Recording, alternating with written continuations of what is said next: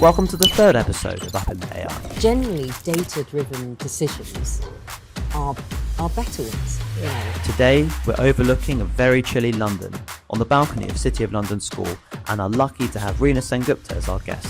You only get the recognition if you're doing something that's worth it. And I think that's important for law firms to be part of. There is such clear blue water coming between the US law firms and everybody else. Yeah. That's something we're going to see play out in the next 5 years. Reena has, amongst other things, run the FT Innovative Lawyer Awards for the last 20 years. What were they saying back then? Innovative lawyers have 4 characteristics. One of them is that they have... Today's topic, GenAI looking forwards and backwards.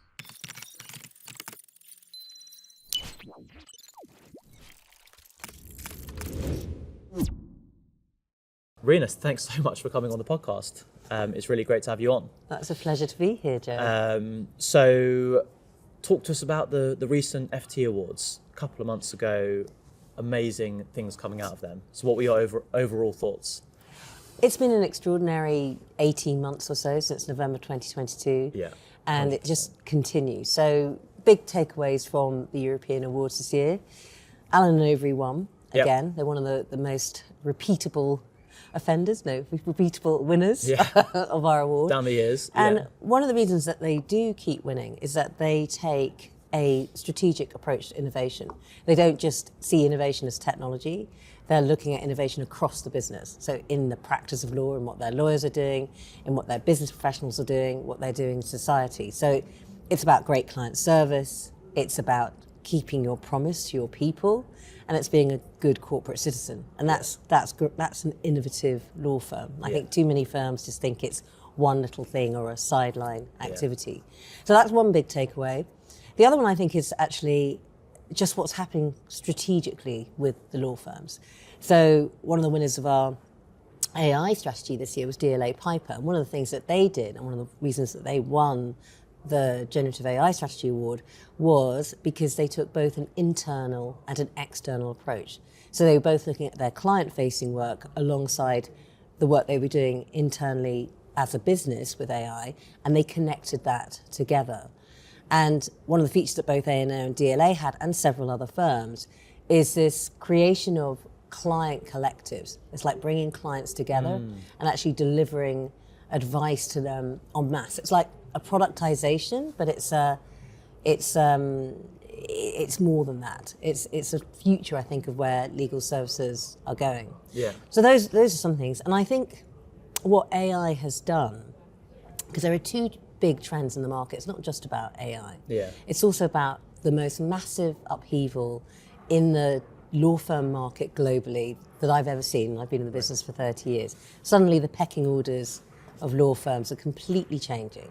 So you talk to managing partners and they say, yes, it is AI, but it's equally about where do we fit in the market, in the legal market. Yeah. London's becoming dominated by US law firms. Yeah. You have things like the Kirkland effect. Yeah. Kirkland and Latham, they're $2 billion between them and the next lot of law firms. Yeah. So every sort of premier firm is thinking, where do I fit? Expansion. What do I do? So it's this kind of clarity that's gone into strategy, a sharpening of strategy. Yeah. And there was a great quote I had from Alan Mason, who's the managing partner of global chair actually of Freshfields. Yeah. And he said, to win in this game, to win in the legal game, you've got to have destination practices in some area or another, or you have to have a destination jurisdiction.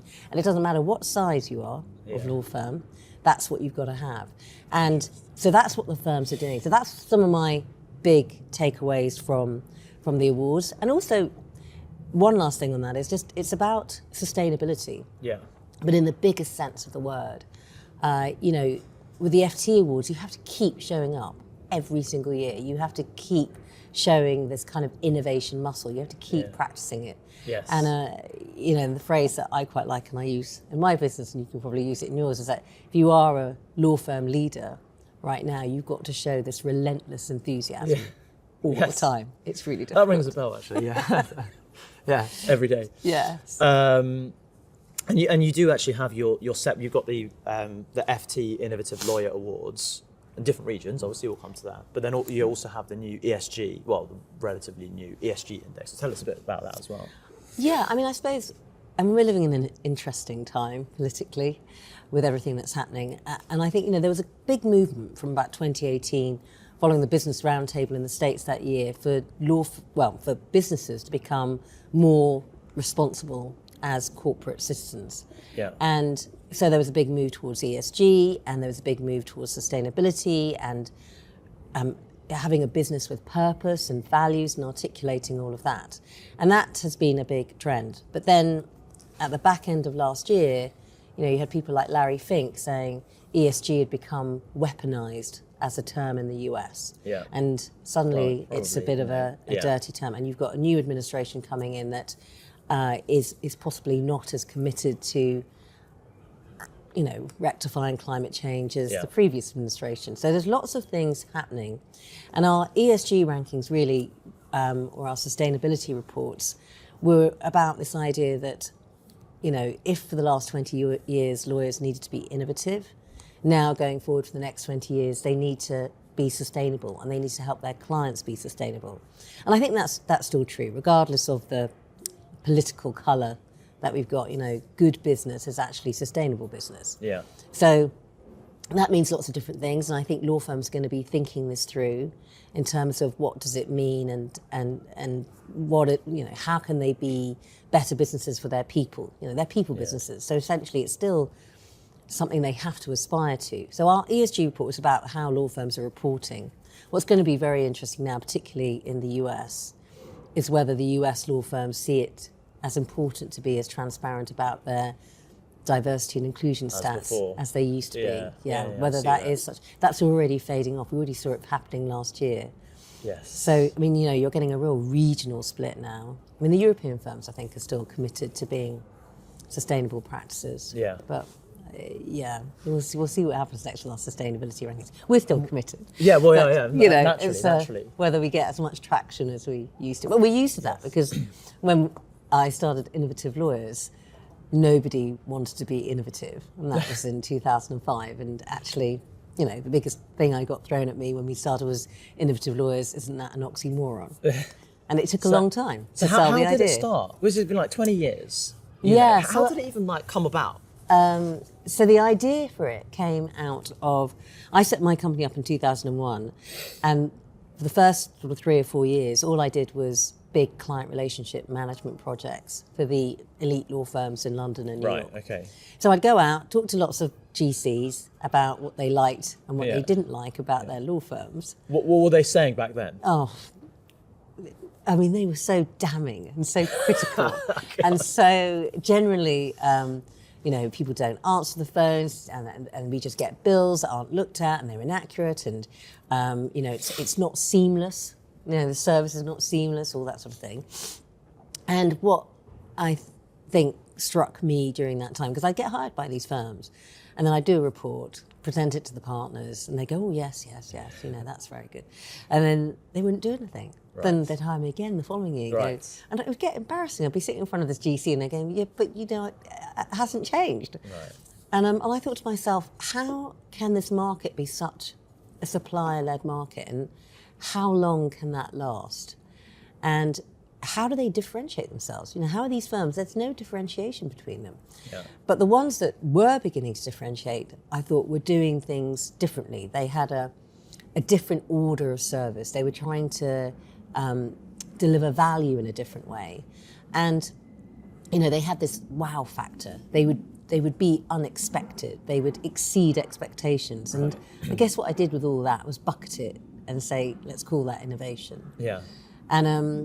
And so it's all like the first examples of that, where you actually thought that actually is now innovation.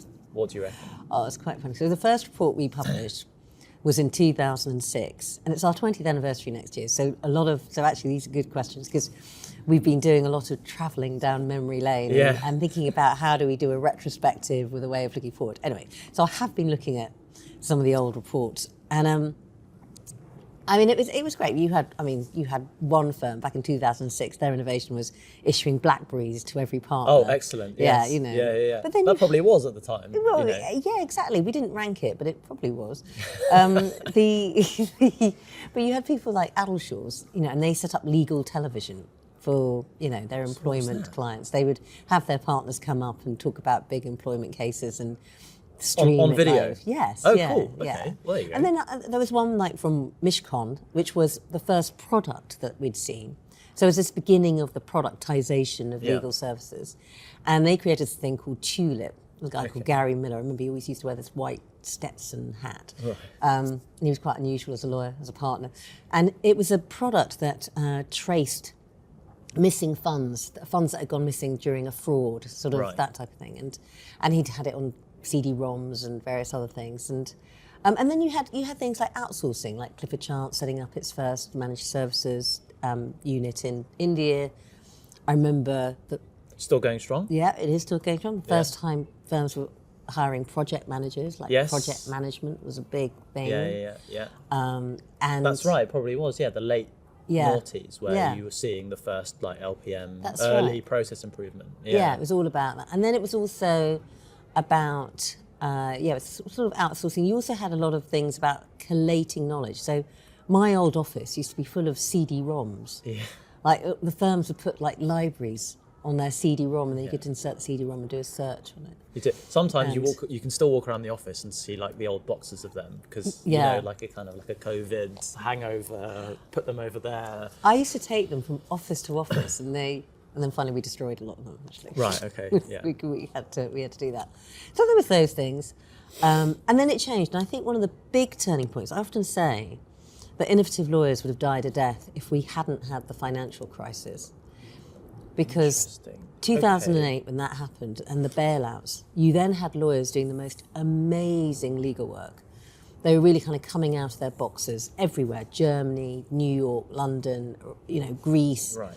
And the lawyers were doing these incredible structures, things that had never been done before. And then straight after that, we had a recession. Yeah. So suddenly you had this whole having to do more with less for in-house legal teams, GCs putting pressure on fees, cost price. And it was the age of efficiency, and outsourcing took off. Managed legal services took off.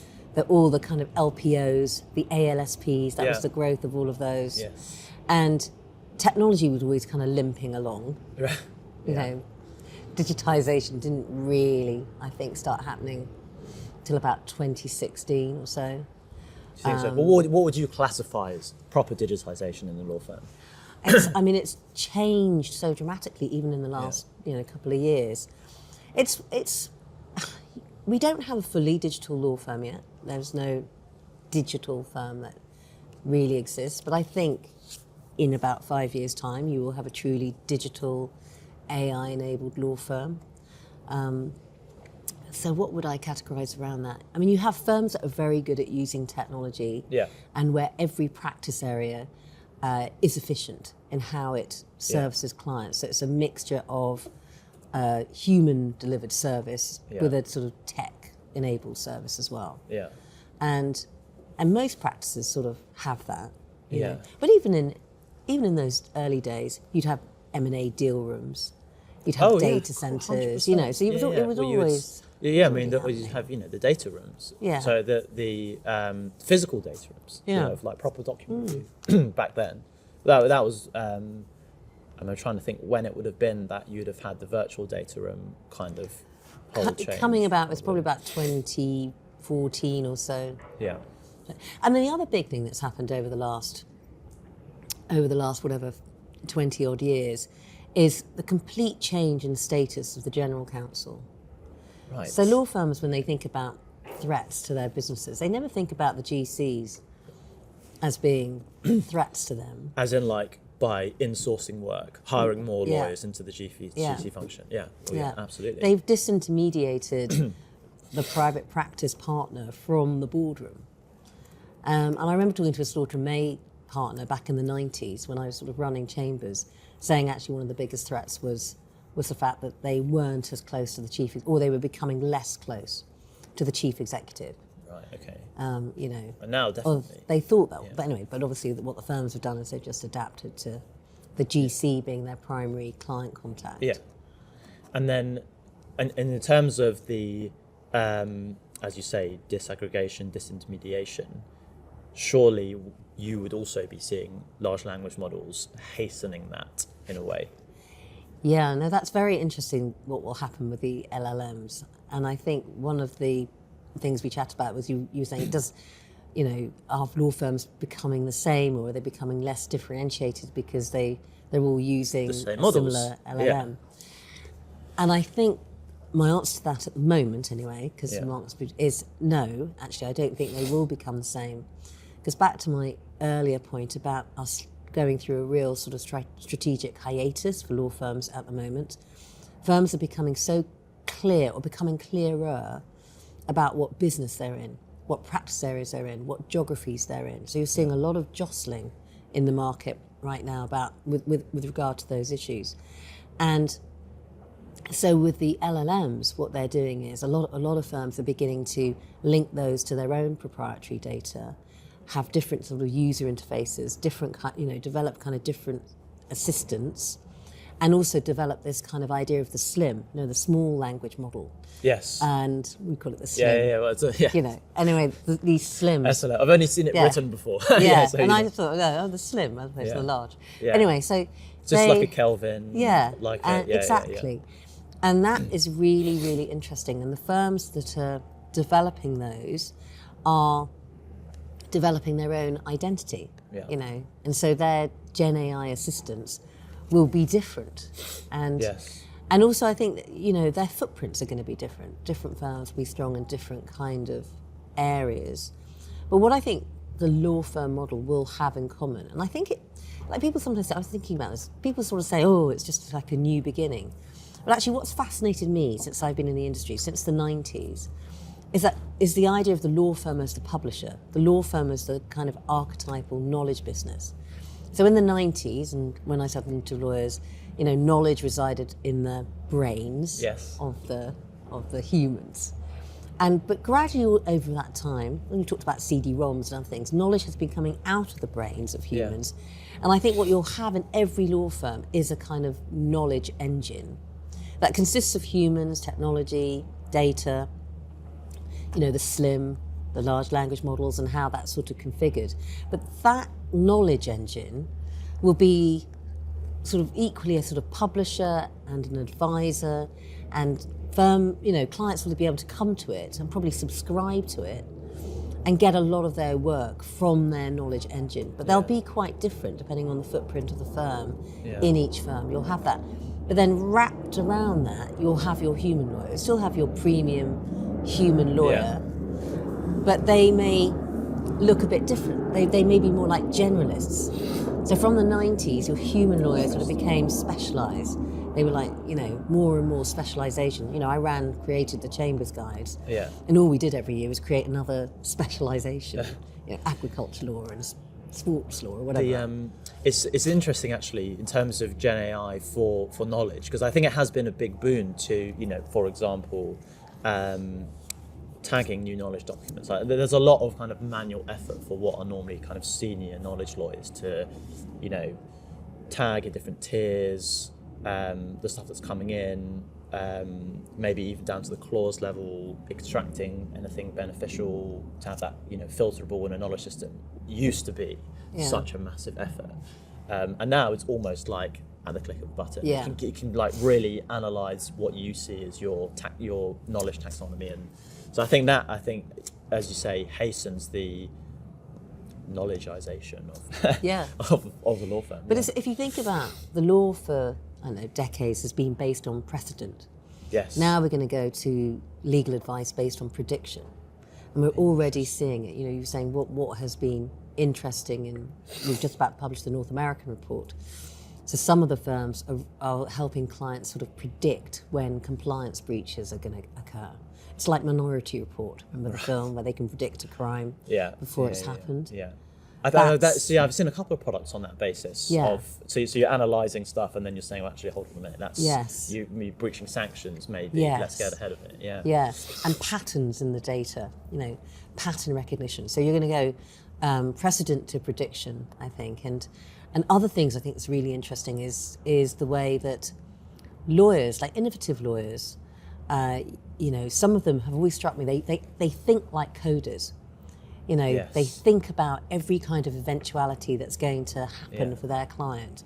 They're unbelievable sort of risk managers, and then they can put that in a commercial context and give advice accordingly. You know, that is a great lawyer. But your innovative lawyers, you know, what we're seeing at the moment, some firms, particularly in the US, you know, the practitioners are going out with the programmers and working together to co-create for the client. Yeah. And bringing the client in. And that's really, really exciting. Yeah. You know, and that's a big shift. It's gone, you know, I mean, it's been, again, it's a trend that's been happening, but it would have been the technologists were separate to the lawyers and you'd bring them in at the end or whatever. Yeah. And now it's like right from the beginning, they're equally as important. Yeah. You know, that law firm of the future, the balance of lawyer to professional will change. Yeah.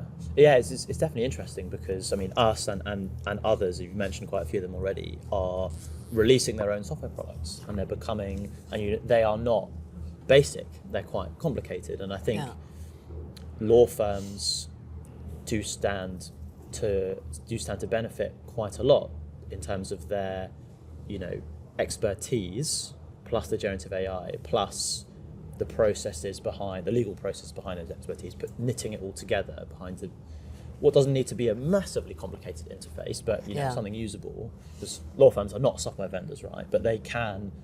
I think generative AI is almost quite freeing in that respect to allow us and others to release these products that are maybe not legal advice per se, but provide a significant amount of legal information directly to the client. So what you would then maybe say was the knowledge engine. I think there's just a lot of potential for firms to play to their expertise. They're like, you know, main one or two areas they're known for in the market, for example. Yeah, no, absolutely. And actually, it's interesting, the productization of legal services. We've been looking at it for 20 odd years and predicting it. And I think the truth is it's going to be sort of law as a service. Right. So you'll have elements of it that are productized, and clients will be able to go in and ask questions, and they'll be pretty complex questions. Yeah.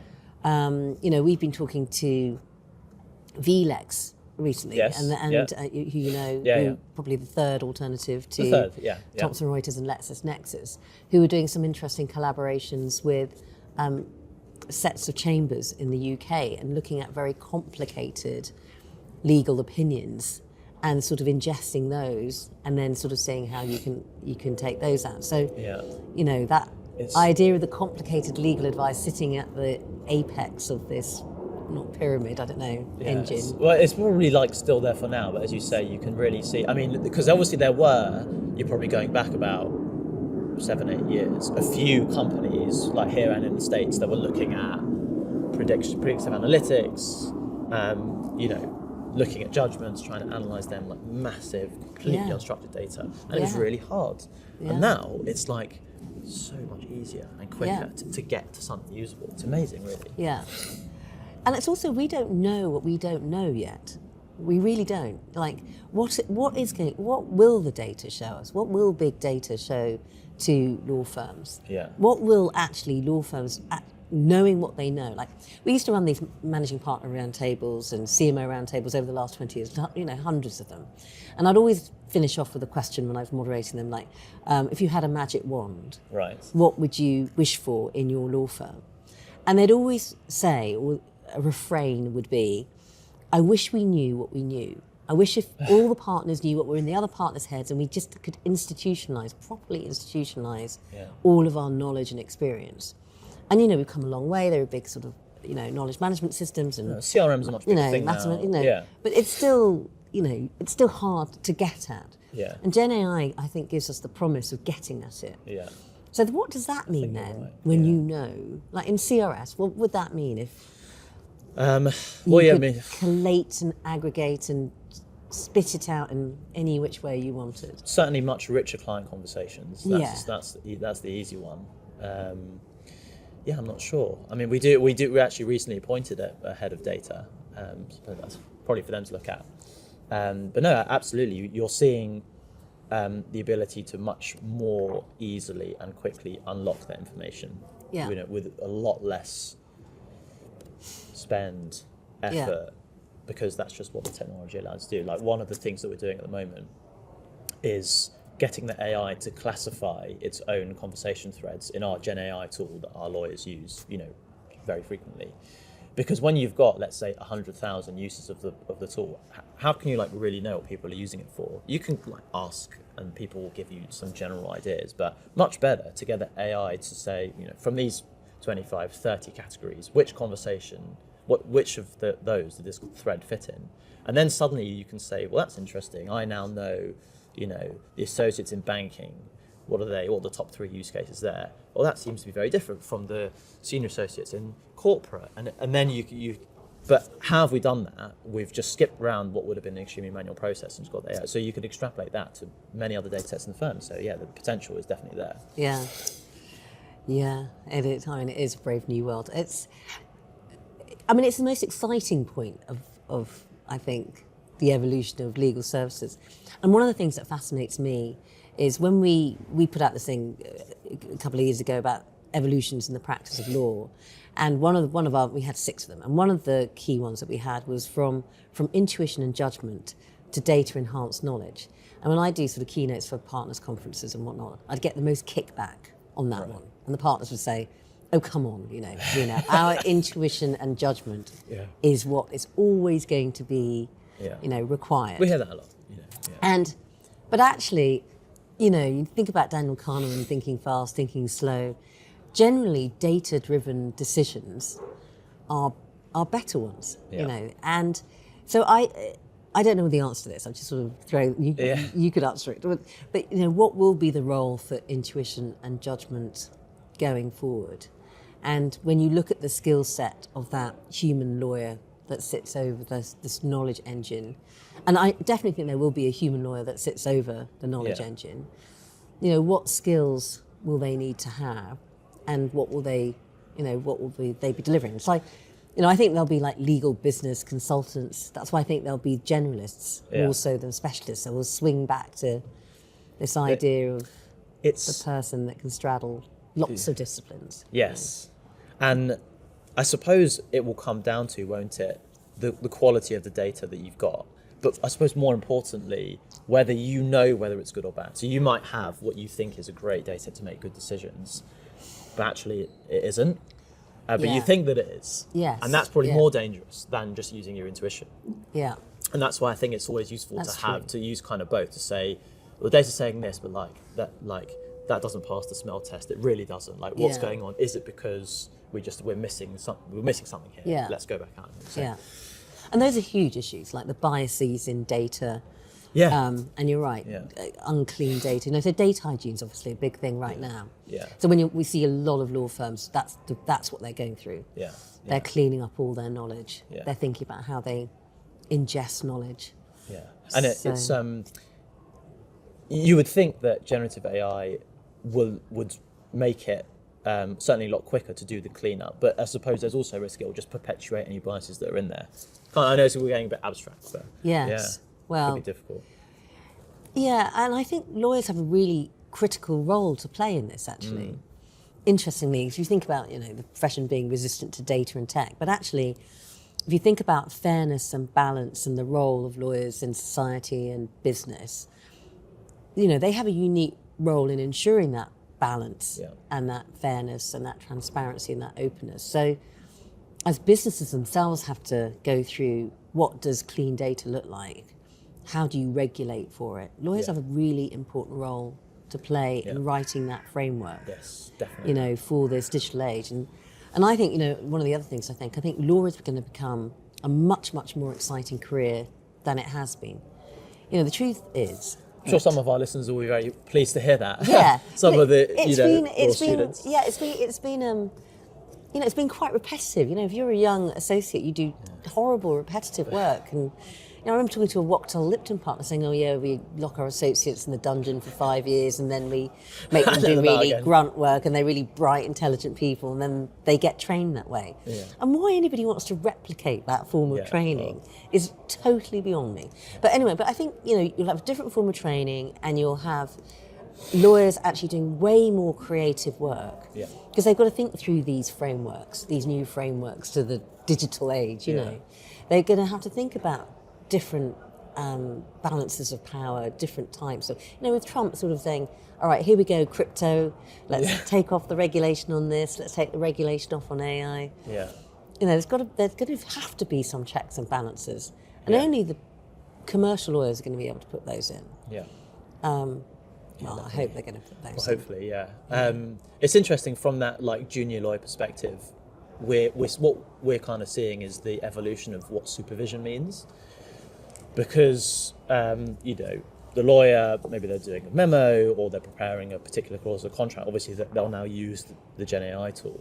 So it'll give them an answer, but like, is it the right one? Can they explain, what did our knowledge bank say about it? And then I think there's a lot of it is about, us training them how to use it properly, but then the supervisors kind of remembering to ask the right questions and saying, like, encouraging the use of it, but then also saying, okay, that was great that either was quicker or you were able to do it better, or you found these other 2 points that you wouldn't have found anyway. Explain to me how did it get to these points? And that's very important, because otherwise you almost skip a generation of legal training, and then eventually there'll be partners who haven't done it, and I think it's a bit tricky. But but as long as you do supervision properly, I think it's all positive. Yeah.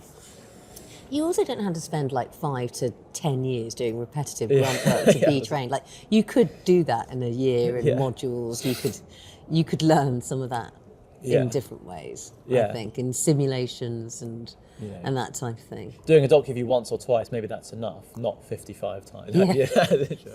Yeah. So and I think lawyers have to get a bit more creative, and we're already seeing firms think about what type of graduates they're recruiting. Yes. And going for more STEM graduates and more, graduates with maths backgrounds. Yeah. And that's quite interesting. I'm not saying, I'm not a maths graduate myself, so I'm an arts graduate. So I hope the arts graduates still have their places. But I think you probably need both, law, the practice of law will both be an art and a science. Yeah. I think going forward. Agree. And actually what makes an innovative lawyer, I don't think will change that much going forward in terms of our definition. So we've always said that innovative lawyers have 4 characteristics. One of them is that they have mastery. They've got to know their practice area, they've got to know their client. But it's like mastery in the sense of a concert pianist, who doesn't read the notes but creates music. It's that type of thing. So, and then they've got to have a sort of element of control. I mean, control's not necessarily the right word, but it's about being able to marshal situations and coordinate people, and it's sort of like management, if you like. Yeah. But then and that would make a great lawyer or an excellent lawyer. But the innovation comes from being bold, having the courage to try new things, and then the ability to make connections between disparate ideas. The ability to say, oh God, this is happening in the ESG world and sustainability, and this is happening in geopolitics. And so my advice to you, client, is do this, even though legally that may not be the answer, not be the right, the whole answer, not necessarily the right answer. But it's that ability to bring lots of different contexts together and connect ideas. And I think that will be the same. Yeah. Do you think, so taking kind of that point across, because obviously you've got the FT innovative lawyers, Europe and APAC and North America, etc. Would you say it kind of differs across regions, these approaches? Yes. I mean, I think what an innovative lawyer is the same across all regions. Those sort of 4 characteristics. You need that boldness and you need that ability to connect the dots. There are regional cultural differences. Interesting. So APAC, excluding Australia, the Asians countries have a different way of being. I always remember talking to a Japanese managing partner. I used to have this analogy about innovative lawyers. And I'd say when I started off in Europe, an innovative lawyer was one that got out of the back seat and into the front seat of a car, into the driving seat of a car. And then we went to North America, and they were all in the driving seat of the car. So we said an innovative lawyer in the US is someone that's sort of creating the car. And this is just a secret that we did. And then we went to Asia Pac, and this Japanese managing partner said to me, when I sort of used this metaphor with him, he said, Reena, he said, Asian lawyers, they're not in the driving seat, and they're not in the, they're not creating their car. He said, we'd be lucky if we're just filling the car up with petrol. Okay. And this was about 10 years ago. You know, so there's a different kind of, there's a different sort of role for lawyers, you know, in a lot of Asian countries. And I think going forward it will even out. But it's hard to talk about regional differences without saying just how extraordinarily successful the US law firms are financially. Yeah. There is such clear blue water coming between the US law firms and everyone else and everybody else. Yeah. And that's something we're going to see play out in the next 5 years. You're already seeing it happening in London. Yeah. London's becoming an American outpost. Yeah, you're seeing them all come in. Yeah, definitely. And the American firms are essentially just interested in the AAA economic centres of the world. Yeah. So London, Brussels, you know, Munich. It's just maybe China. You know, geopolitically we're seeing a sort of different world of clubs and fences emerge. So we're not going to have that kind of open globalism of 10 years ago. So that's going to have an impact on the practice of law. Yeah. But in the innovation terms, you know, AI in some way is a great democratizer. 100% agree. Yeah. Yeah. And so that counts for regional differences as well. Yeah. Although you do see different regions use different models, because obviously China have got their own, even competitors with GPT-01, for example, they've been, and it's very similar.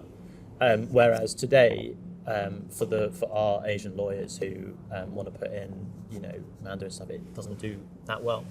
But so there are, I think, not too many, but there is probably a small number of like highly competing models, and I wonder if that will make a difference ultimately. Yeah, I don't know the answer to that. No. That's I mean, when I talk to the Chinese law firms, they think they're incredibly behind the Western firms, and they're aware of that. There might be to some extent, but what I've always found interesting is usually when you speak to a partner or an associate or whoever who is actually genuinely innovative, they will say something like, I'm a Luddite, or I'm rubbish with this kind of thing, and then they will list like 4 or 5 things that are like truly innovative than the way that they think or the way they do it. So perhaps there's like just like a modesty thing there, because it must be that some of these firms have got these advanced models and they're using them and testing them. Yeah. I mean, lawyers are incredibly, well, they fall into 2 camps. The ones that are incredibly modest and the ones that aren't. But often the innovators are incredibly modest. Yeah. Because they don't know what they don't know. Yeah. And they're so focused on, you know, what they're trying to do in terms of relentlessly improving what they do, that they don't always look out, you know. They focus on their clients, they focus on their markets. I mean, what I will say, since November 2022, there's been such a massive mindset change 100%. Across the globe in terms of lawyers, legal leaders, partners. We're having conversations with partners that we never have had 5 years ago. Yeah. And I have to say, we did this managing partners roundtable last year in London. 20 managing partners, top law firms, and one of them said, you know, next 5 years, law firm won't be a law firm, and everybody's sitting there nodding. So what do they think it's going to be? Part software firm, part knowledge firm. Yeah. More general advice firm. Yeah, professional, you know, professional services firm with law at its core, maybe, but something that's a bit more multidisciplinary. Yeah. It's fascinating. That is truly fascinating when you really think about it. Not like a big 4, but something that's got adjacent disciplines that clients need. Yeah. It's all about law and context, isn't it? And clients are going to want that, actually. things. Yeah. Yeah. But also GCs, like in-house legal teams, completely changing. Yeah. They're massive users of AI, or beginning to be. Yes. I mean, so many clients we speak to about, you know, how best to use it, what they've been seeing, we've been seeing. Yeah. So a lot of them are saying that they're going to be insourcing a lot more work. probably not that surprised. No? Yeah. So that's going to be changing the composition. And, there's been a general trend for GCs to increase their remit. There's going to be a blurring of boundaries, I think, between corporate functions. In a multinational, the data is going to spread a lot more across the different silos of corporate functions. What does that mean for legal? Legal data is so key to how a corporation sells its services, goes to market. Legal is often the obstacle in business within a corporation. No comment. So it should stop being that department of no. Yeah. And so that's going to impact how law firms interact with their corporate clients as well. Yes. And, they might find themselves not selling to the GC anymore. Maybe, interesting, yeah. So maybe it will be almost back to what it was before, which was or you'll have more of a synthesized sort of procurement function in corporations that will be buying across the board a lot better. Yeah. Supply chain management will probably go through a massive transformation. Yeah. And lawyers, law firms are part of the supply chain. Yes. They don't want to be it, but they are. Yeah. But that's it's odd to think about it that way, but absolutely. There's a lot of things. Services. But we talk to, so much of our research, 300 unique legal teams we look at every year for the Innovative Lawyers Programme. And they're extraordinary. They're the change that's happening in them. And if I was a partner in a law firm, I'd be sitting there saying, go and talk to in-house lawyers. Yeah. Because you'll see, visions of your future in those conversations. Yes. Yeah, we try our best. So, talk to me about what message would you give to the Reena of 2005 before the first innovative lawyer submission process? Yeah. What would she want to hear? Yeah. I've been thinking about this, and I have absolutely no idea what I'd say to myself then. I might have said, I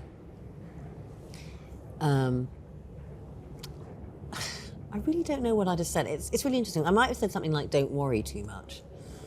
Like, it will come about. But then actually, the worry is the thing that kept me going. I mean, Innovative Lawyers was a hard programme to start. I can imagine. Everyone is talking about Legal Innovation Awards and all the rest of it. When we started, it must have been the first one. Yeah, we were. Yeah. There were 2 law firms that had the word innovation on their websites in 2005. Right. That was it. So a lot of it was convincing people it was a good idea. And I was lucky because I'd come out of Chambers with an unbelievable network of managing partners who I knew very, very well and who knew me. So they were inclined to support an idea. We had the FT brand behind us as well. And it was something that was different. But it was hard. And I remember my accountant saying to me, why are you doing this Innovative Lawyers Programme? You should go back to just doing 100% advisory work because you're making a lot more money out of that. But I believed in it. I thought it was an important thing for law firms and lawyers to do, to think about value in a different way. Yeah. To think about their client relationships in a different way. And, and obviously it's proven to be an idea that had traction. But it took a while. It took a good 4 or 5 years. Yeah. Well, I mean, you got enough other awards now that are like, doing similar things. And I think that's just a testament to, it is very important because it drives law firms to, I wouldn't say necessarily about the recognition, but you only get the recognition if you're doing something that's worth it. And I think that's important for law firms to be part of. Yeah. But I think, I think I'd say something like, don't worry too much. But it's the other thing I was thinking, though, and this is an important lesson, I think, for innovators everywhere, is everything happens in stages. There's a guy called Stephen Johnson who wrote Where Do Good Ideas Come From? It's a brilliant book about innovation I read quite early on in my journey. And he talks about the adjacent possible, that you can only go into the room that's next door. You can only go from one room to the next room to the next room. So Innovative Lawyers for me came out of my CRM work for law firms. And then it came out of, worrying at it and thinking about it. And you sort of just go step by step by step. So there was no step that I could have missed. Yeah. So I actually needed to worry as much as I did. And I needed to be as passionate about it as I was at the time, or else it wouldn't have happened. You see what I mean? Innovation is often small steps, isn't it? Yeah. And then you look back, you're like, oh, I can't believe how far I've come. Exactly. It's like that. It's incremental. And people often mistake innovation with invention. With that kind of eureka moment and the brilliant idea and that type of thing. If I don't have a brilliant idea, then I can't possibly be an innovator. Yeah. But it's not. It's about worrying at it and working at it. And it was Yasmin's birthday, my business partner, on Monday, and I brought her this book. And it was called Creating with Limitations. Right. It's about having parameters around you. And sometimes if you have scarce resource or you're time pressed or whatever, you're working in a little box, you do your best work. Yeah. And often that's what we see in terms of the innovation. It's not about having bountiful resource and time. Yeah. It's sometimes being in a corner and having necessity. Yeah. And then you do some really, you have really kind of good ideas. We have better ideas. Definitely. I completely agree with that. Anyway, look, really, it's been amazing having you on. Thank you so much for all of your wisdom and ideas. And I'm sure our listeners will agree that was a really amazing podcast. Oh, pleasure. Thanks very much.